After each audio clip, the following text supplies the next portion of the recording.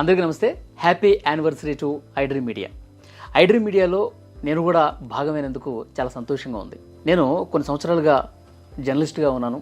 ఇప్పుడు ఐడ్రీమ్ మీడియాలో వర్క్ చేస్తున్నాను. సో ఐడ్రీమ్లో నేను రీసెంట్గానే వచ్చానండి.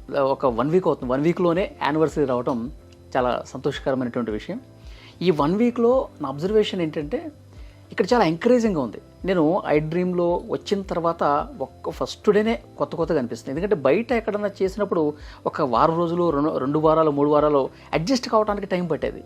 కానీ ఐడ్రీమ్లో ఇట్లా వచ్చానో లేదో సెకండ్ డే నుంచే ఇదంతా ఇది మన ఛానల్ అన్న ఫీల్ వచ్చింది. ఎందుకంటే ఇక్కడున్న మనుషులు చాలా బాగా రిసీవ్ చేసుకున్నారు. చాలా ఎంకరేజింగ్గా ఉంది.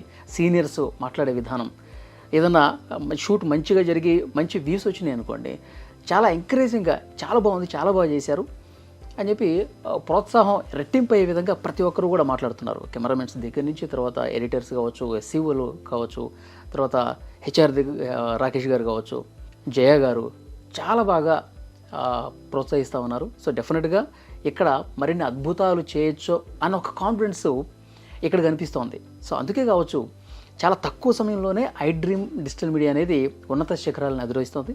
సో నేను కాన్ఫిడెంట్గా చెప్పగలను, మరికొన్ని సంవత్సరాల పాటు లీడింగ్ డిజిటల్గా ఐడ్రీమ్ నిలబడుతుందని చెప్పి నమ్మకం కలుగుతుంది.